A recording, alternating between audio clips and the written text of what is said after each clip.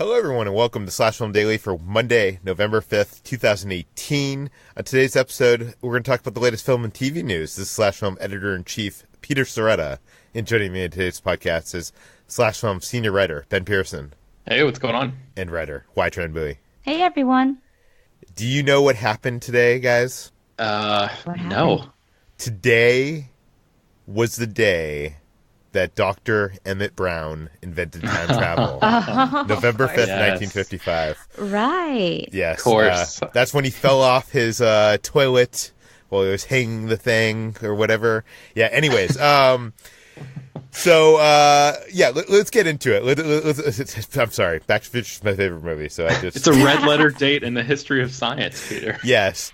And trivia, the date that Marty goes back to the future... The famous Hill Valley lightning storm happens on November 12th, which is my birthday. So it's my favorite movie, and it's also my birthday that's involved. Okay, anyways, let's jump into the news because we got a lot to talk about.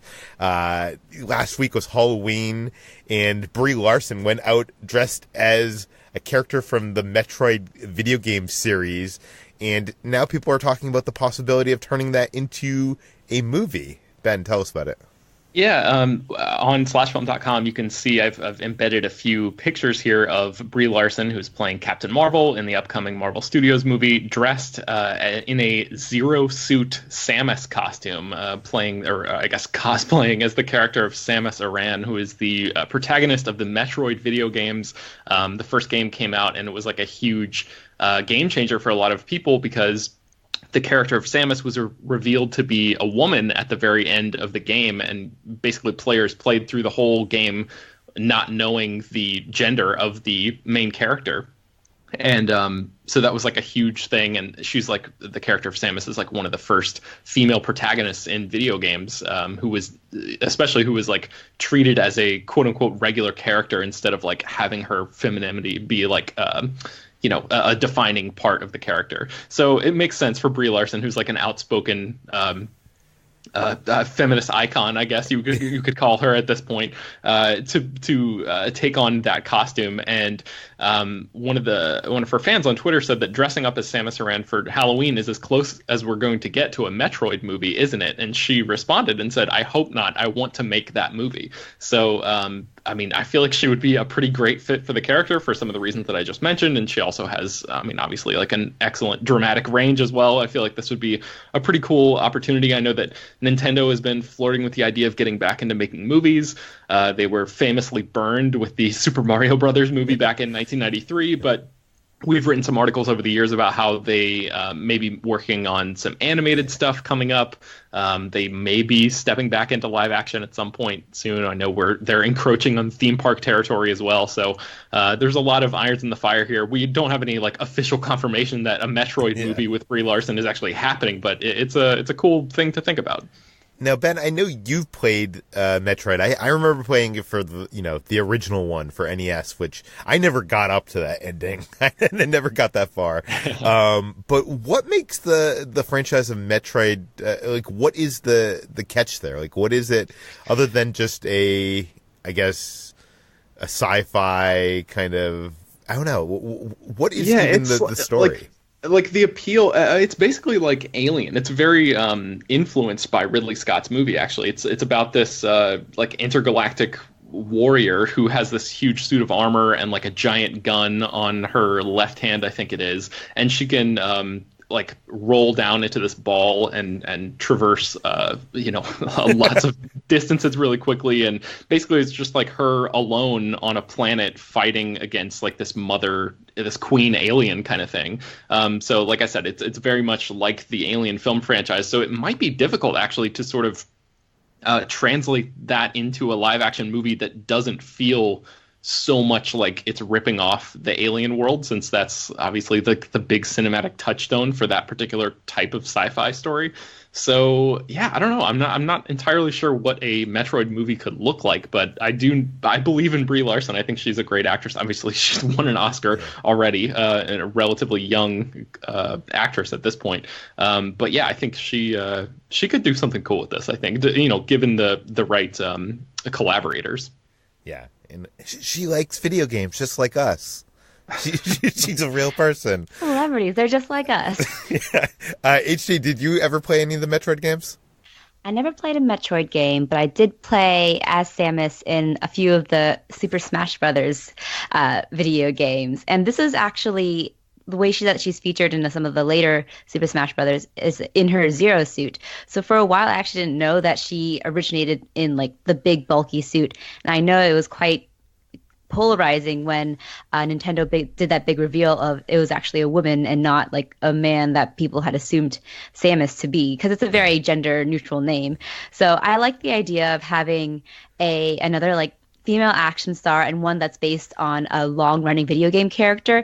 And I think that the video game sounds bare bones enough that you could just kind of use it as a launching pad to make just a good sci-fi action flick with a female lead, if you have a good enough writer and star, of course. So if Brie Larson's intent on doing this, she could find a good team to do it and make it into a very interesting and really great, potentially best video game movie they've ever had. Yeah. Which is a low bar. That's true. I should also say that I've only played, I think, the first game on Game Boy, and then like HT, I've played the Smash Brothers games as well. And I know there have been a ton of Metroid games made since then, and maybe some of those have like really great stories that screenplay writers could pull from. I'm not sure. I haven't played those, but it's definitely possible that there's a lot of material that they could mine there. I think once we get a really good video game movie, what it's going to be is going to be something like this, where people just take like kind of the visual touch tones and kind of, make that into its own thing. I feel like there's been too much of them trying to appease, trying to translate the exact story from the video games and try to appease the, video gamers. I feel like for it to be good, you kind of just have to be like, what do we like from this property that we want to adapt into a story for the cinema. But yeah. Anyways, talking about adapting things from the small screen to the big screen, we have learned that there are not one, not two, but 3 Walking Dead movies on the way, with Andrew Lincoln set to star. HT, what is going on here? Yeah, so The Walking Dead is nearing a decade of airing. It's in its 9th season now, and a few of its original cast members have started to depart. We saw Steven Yeun leave the show a few seasons ago, and Andrew Lincoln made a very highly publicized exit with this past Sunday's episode titled "What Comes After." In a I won't spoil it. You would think that he doesn't want to be part of this franchise anymore, the way he's been talking. So why has he signed up for 3 movies? Well, according to the Walking Dead Chief Content Officer, Scott M. Gimple, they've reached a kind of compromise with The Walking Dead and Andrew Lincoln. Andrew Lincoln had apparently wanted to leave the franchise because it took him away from his family in England for 9 months of the year. But by doing movies, it would only require him to be on set for 2 months of the year. But 3 movies will do a little bit more. But it's at the same time, it'll allow him to balance that family and entertainment life. And it seems that the Walking Dead movies won't be the only franchise expansion we'll see with this, with AMC's zombie franchise. They're planning to launch a even larger expansion that is consistent of several scripted titles, movies, possible more movies and series. And these movies will actually be made for TV, so they won't quite hit the big screen yet. But it's part of a huge Walking Dead cinematic universe that I guess that AMC is starting to build, with Andrew Lincoln's Rick Grimes leading the charge with these films. I know none of us here still watch The Walking Dead. I watched the first 3 seasons. I think a couple of you watched the first couple seasons. I watched the first 2 seasons. Yeah. Yeah, I gave up after season 1. I feel like there's nothing appealing about this universe for me. Doing it on the small screen, I understand it's supposed to be all about the characters and the drama, but the only thing that actually excites me about those first 3 seasons is actually when the action is going down and when it's more like a movie. So I was thinking, maybe if it's a movie, maybe they'll have a bigger budget to be, to have more of those kind of sequences and not be like, all about, some people holed up in a house or something. But then it just, what makes it different than any other zombie film? Yeah, I just found that the show's increasingly nihilistic and bleak outlook was beginning to crush my soul and spirit in a way that was just becoming too masochistic for me to keep continuing to watch every week. And you stopped watching it, and then reality became that. Yeah, exactly. And I'm sure that there is a huge following. It's still AMC's most popular property, and hence why they're trying to expand the franchise even more and making these made-for-TV movies, which will also be a continuation for Andrew Lincoln, by the way. Okay, let's move on to another horror property. That is A Quiet Place. The sequel is in development, and we now know a little bit about what the idea is for the sequel. Ben, tell us about it. Yeah, so John Krasinski, who directed the first movie, which came out earlier this year, is back to write the second film. We don't think he's going to be directing it, although no official director has been announced yet at this point. But in any case, in a new interview, John Krasinski explained his idea for A Quiet Place 2. He said, "I had this very small idea, and what it was is that this is a world you can play in. This isn't just a character to remake or a group of characters or a story. It's actually a world, which is a whole different, very unique experience. It's something we feel very lucky to have. It's not like Alien or Jaws, where the main villain is the thing you're repeating. It's an actual entire set of rules and the circumstances that the world has undergone that you can play in very different facets." So that basically echoes some things that he said in the past, where he's talked about, like in the movie, there's the family unit that we follow in that film lights a fire and sees other fires in the distance, sort of going out as it's like a comforting thing, knowing that there are other humans out there in this world where this alien invasion has taken place. And Krasinski has sort of touched on the idea of how did those people survive? What are their stories? That's a thing that he's said in the past. So this new quote about the world and his approach to that kind of storytelling seems to align with those previous statements about maybe this movie is going to take place, is going to follow a different group, maybe in the same time, seeing what happens to them during this whole period. The thing that does seem like the good way to go with this. The thing that I'm wondering is, with that first film, you kind of introduce a way for the humans to combat these aliens. And now that the audience knows that, how do you make it still as tense and suspenseful? I mean, I guess the characters on screen don't have that information, right? Right. Yeah.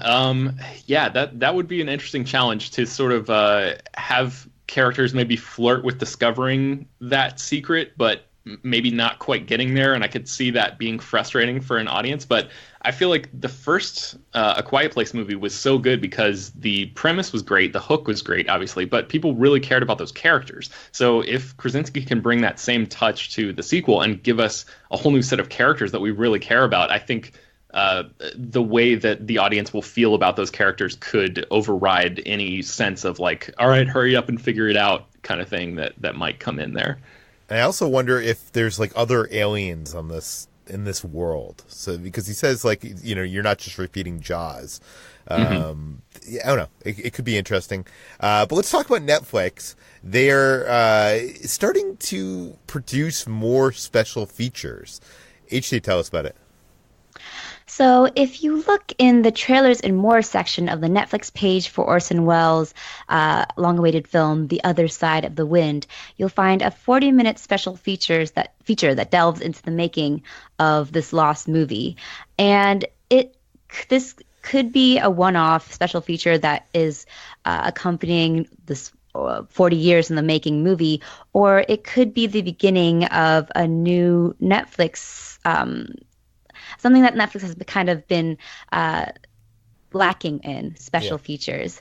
So special features has not really been a thing with Netflix titles, either original or licensed. It might have to do with licensing issues, but we also haven't seen any for Netflix original films like Mudbound or Okja, which is an unfortunate thing.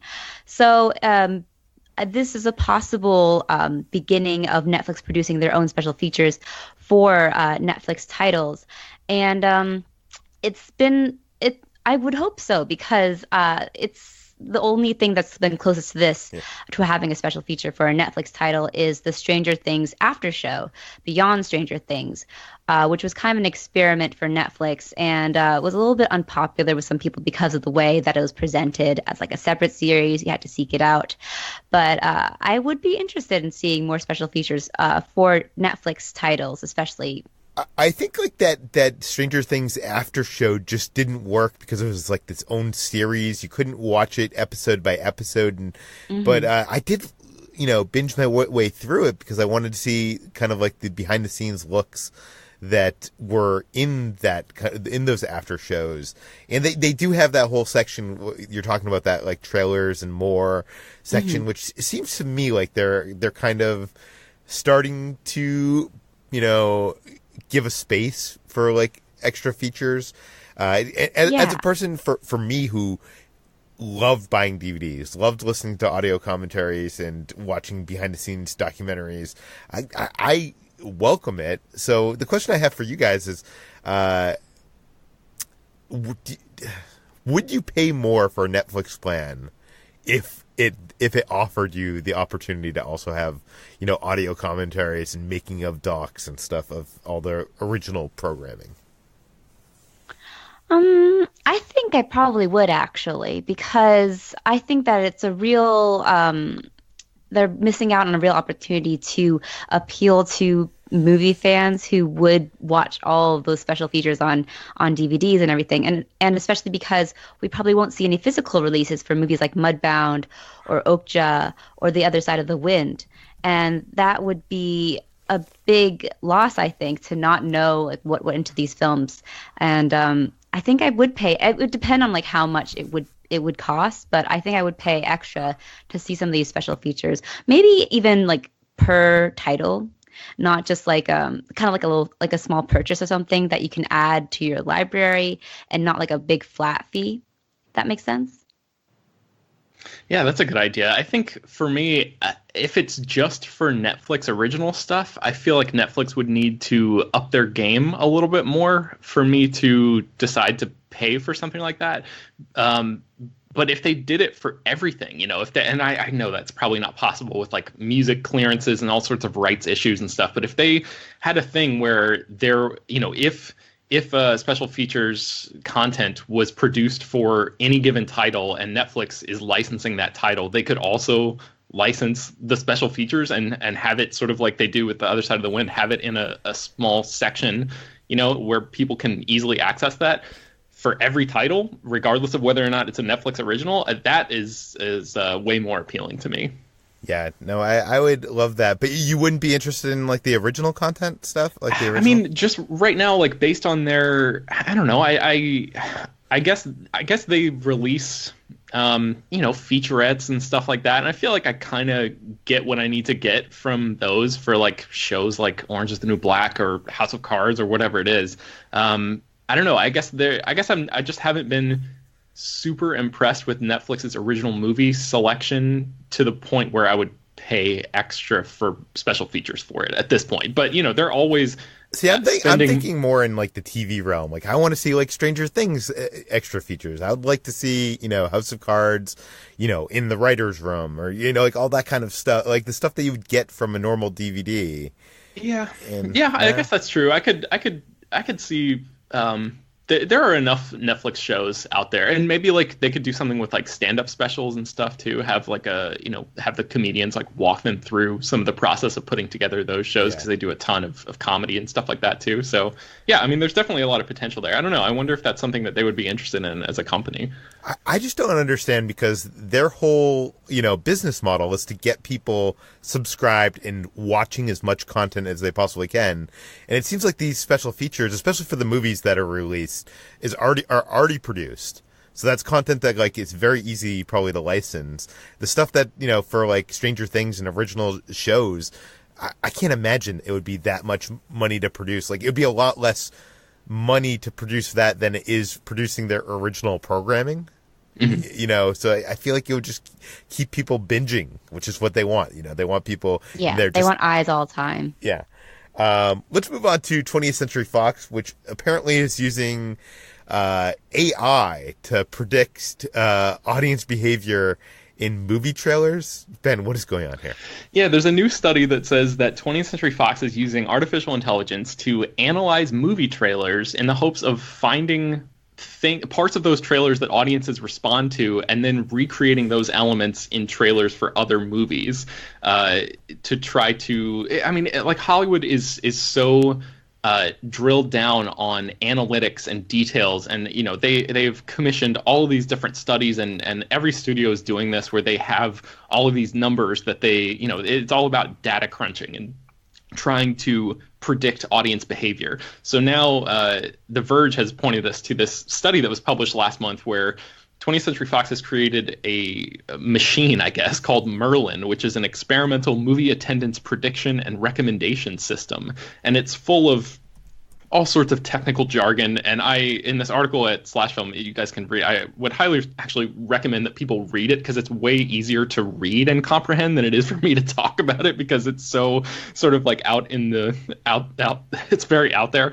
But basically what happens is researchers take individual frames from movie trailers, use this machine learning to label specific items on the screen, like trees and cars and faces and stuff like that. And then they compare that data with similar data from other trailers and then movie attendance numbers to see if they can sort of draw a correlation between all this stuff and help predict audience viewing patterns. So, I mean, I just imagine it's like explosions equal money. Right? I mean, I guess, yeah, there's a little bit of that. They actually did like a thing where this Merlin system, I guess, took in all of the analytics from the Logan trailer and then spat out a bunch of predictions of what audiences would want to see based on the images that they found in this Logan trailer and based on previous movie attendance numbers.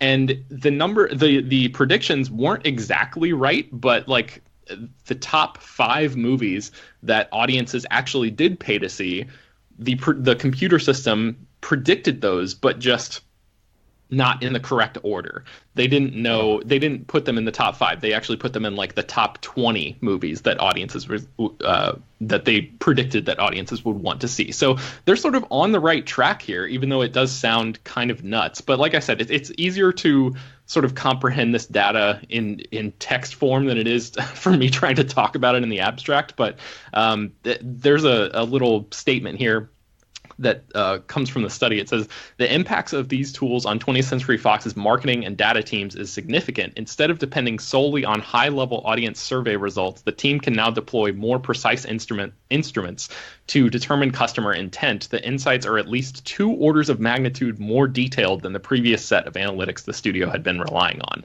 So anything like that, studios are going to go crazy for, because they're always looking for any way that they can try to predict the unpredictable, which is audience behavior. That's like the ultimate thing. See, this is interesting because I don't think it's wrong. Like, I think, like, obviously you can analyze things to a degree that you could probably predict what's going to relate to the general audiences in a big way.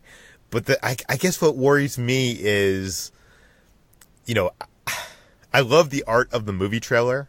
I love movie trailers, and I feel like this is just going to result someday into, we need, 5 trees, 3 explosions, right, like whatever. It's like a paint by numbers, and then eventually it's going to trickle down to, it's not just the marketing, but the next movie we're greenlighting needs to have, 10 explosion, an action scene with a car, and I'm sure they probably already do that to some extent, but it's going to be like, a line item of like, 3 pages of things they need in the movie. And they're okay, let's make a movie based on this data.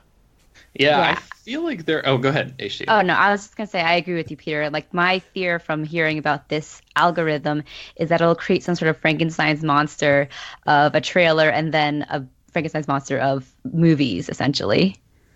I was just gonna say, I feel like they're already doing this to some degree. Like that's the only reason I can understand why a movie like The Legend of Tarzan, for example, got a green light is because of data and analytics and people going, okay, this is an untapped IP, and all of these numbers say that with Margot Robbie as the female lead, X number of people will show up and stuff.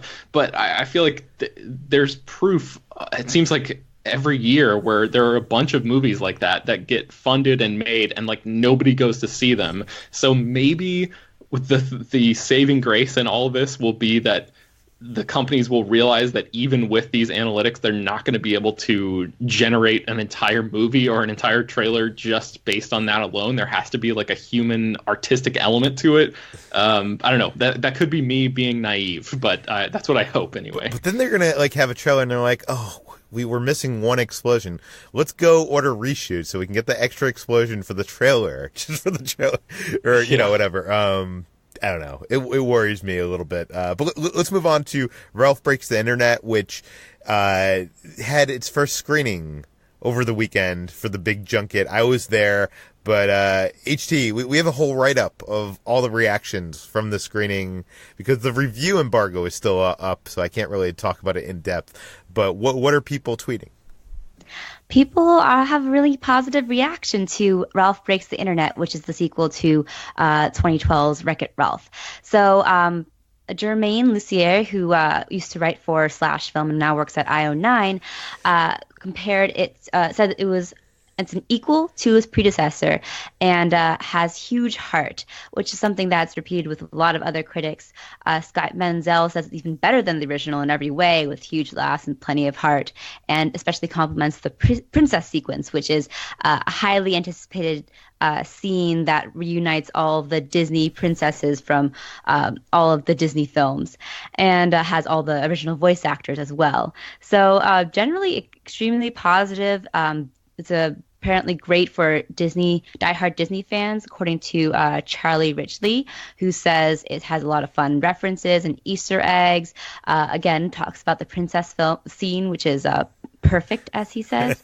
And a lot of people calling it heartfelt, funny, just as much as the original, full of sweet charm, subversive laughs, and some even calling it better than the original. But I know that's not exactly your thought process, Peter. So I would like to know what you thought of Ralph Breaks the Internet. Well, very briefly, I love the original. The original probably is one of my favorite Disney animation films.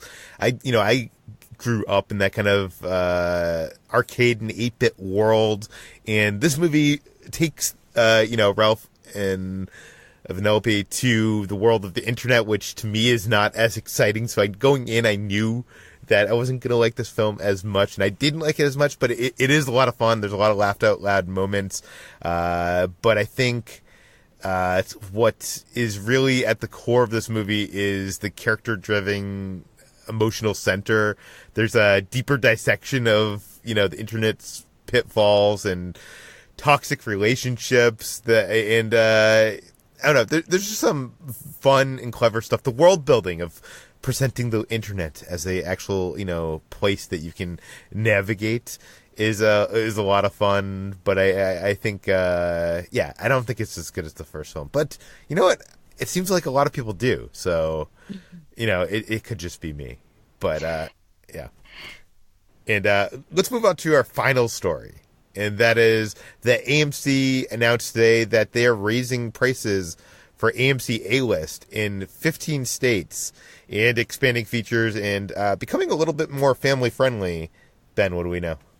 Yeah, so there's a big press release from AMC about their AMC Stubs A-List program, and I guess I'll just go through some of the highlights here. You can read the full thing at slashfilm.com, obviously, but in 2019, beginning on January 9th, 2019, the monthly price will move from $19.95 a month to $21.95 a month for people in Colorado, Delaware, Florida, Georgia, Illinois, Maryland, Minnesota, Pennsylvania, Virginia, Washington State, and the District of Columbia. And it will actually increase to $23.95 a month for people in California, Connecticut, Massachusetts, New Jersey, and New York. So that's, I guess it's not a huge increase, but it's a decent amount. it's one of those things that we sort of saw coming even from the beginning of AMC Stubs A-List being announced. We knew that eventually this was going to happen, and sort of in a bid, I guess, to offset some of the potential ill will from from this price change. AMC is also instituting some new features to sort of soften the blow a little bit. So by June of 2019, they're going to have reserved seating in almost all of its theaters. They're going to have, in many of its major markets, they're going to make mobile ordering available to guests, which basically lets people buy their food and drinks online at the same time that they buy their tickets. So that's, you can just like walk in and pick up your stuff and just go straight to your seat. So that would save people time waiting in line and all that. There is hilariously a big paragraph in this press release that basically lets they make it very, very clear that they are not like MoviePass, and they're going to put a 90-day advance notice in effect before they make any changes to the program pricing or benefits or anything like that, and they're just going to be super transparent with everything that they're doing. There's this paragraph. The paragraph never mentions MoviePass, but it's just like we want to be upfront, and we want to, we don't want you to lose your faith as customers and all this stuff. Yeah, exactly. And then lastly, they to make things a little bit more convenient for families, they're actually letting people, and this part is effective immediately, they're letting households use a single credit card to pay for separate individual A-List accounts. And they've actually dropped the minimum age from 18 to 16 as long as you have a valid photo ID. So, allowing one card to be used makes payments easier to keep track of for families and stuff who have maybe teenagers who are big movie fans and have their own membership plans. This still seems like these improvements aren't that big. I'm sure they were already planning to expand their online ticketing or their seat reservation system to their entire fleet. That's not something that they're like, oh, this AMC A-List is doing so well, we're going to do that. And it's cool that they're allowing families to use the same credit card, but that doesn't mean that you can buy tickets together. You still all have to go into your apps and pick out your seat and hope that you can get seats by each other.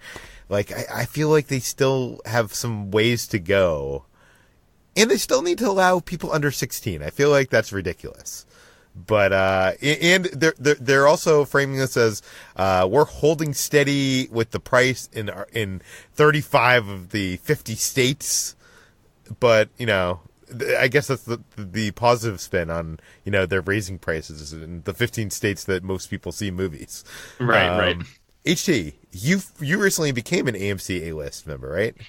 Yeah, so you guys know that I was one of the lone holdouts for on MoviePass, and I actually still have my subscription. It's going to run out in January, but it was becoming, very frustrating for me to be able to see any movies during the weekends. But so I ended up getting AMC A-List, and it's enabled me to go see more of the wide releases at AMC, and I've actually liked it quite a lot. I'm not betraying MoviePass or anything. I have just looking for the best deal. So I think that this price raise is a little annoying, but I'm fine with them raising prices as long as they don't, go down the toilet like MoviePass did. And I think I think it makes sense as sort of a necessary move for them to maintain this program. And I wish they would kind of improve it a little faster, or maybe make more drastic improvements like the group sort of reservations and stuff, because that does make it a little annoying. Although for now I just tend to do either solo outings or one other person. So it makes sense for me right now. Oh, Peter, there's one more thing that I should have mentioned before. If you've already signed up for A-List, or if you sign up before January 9th, 2019, you'll still get that $19.95 a month price for the first 12 months of your membership. So you could sign up on January 8th, 2019 and still get locked in for a full year of $19.95, even if you're in California or one of those other states where the price is supposed to get hiked. That almost sounded like a sponsored advertisement. No, which it was I mean, not. it's just, it certainly was not, but it was just an important thing for people who are listening who maybe just subscribed or something. And they're like HT. What? January 9th? Then my price is going to go up. That's not necessarily true. Yeah. So. And HT would have been screwed either way because Washington, D.C. and New York are both raising their prices. Both of them. Can't escape. Okay, one last question, guys. I know we're getting this podcast is getting too long, but what price do you see something like AMC A-List rising to where it becomes unattractive to you personally? I know, Ben, you don't have AMC A-List yet. I don't, because I get to see, I'm lucky enough to get a lot of movie screenings and stuff, but I feel like for me, this question, I think $25 a month because I see movies a lot with my wife, like almost exclusively, like we go together every time, basically. And I think, so that would mean that I would be paying $50 a month for both of us to have this service. And if it went anything above that, I know that,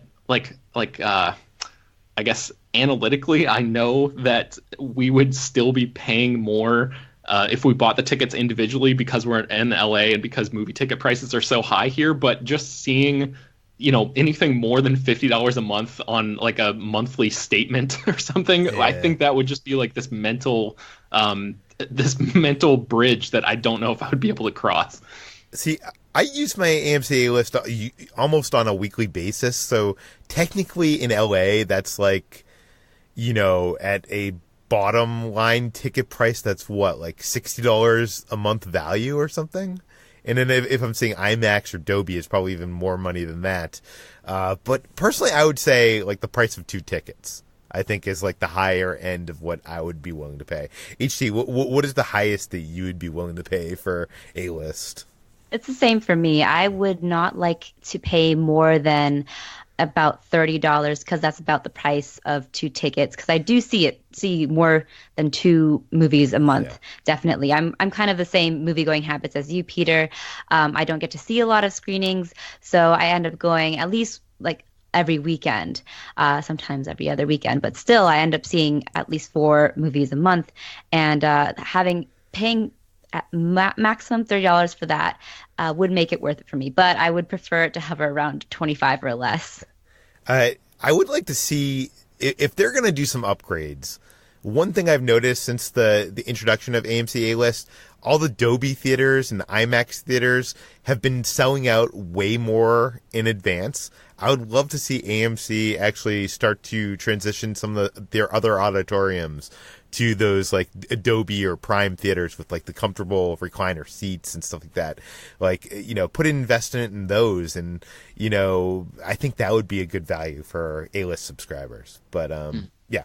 Anyways, that brings us to the end of today's Slash Film Daily. Ben, where can people find more of your work online? You can find me writing at slashfilm.com. You can find me on Twitter at Ben Pears. And one thing that I put together recently that I didn't get a chance to talk about on an episode of the podcast was my wife and I went to Northern Ireland and visited a bunch of Game of Thrones locations. And I put together this big video that went up on Friday. So maybe we can put that in the show notes and have people check that out if you're interested. I worked hard on it, and I would love for you to watch it and give it, let me know what you think. I will link that in the show notes. HT, where can people find more of your work? You can also find me every day at slashfilm.com, and I'm on Twitter at Hoai-Tran Bui. You can find me at slashfilm on all social media. You can find all the stories we talked about today on slashfilm.com and linked in the show notes. This podcast, Slash Film Daily, is published every weekday on iTunes, Google Play, Overcast, Spotify, all the popular podcast apps. Please feel free to send us your questions, comments, concerns, and feedback to Peter at slashfilm.com. And please go to our iTunes page, give us a 5-star review, rate us. Tell your friends, spread the word, and we'll see you tomorrow.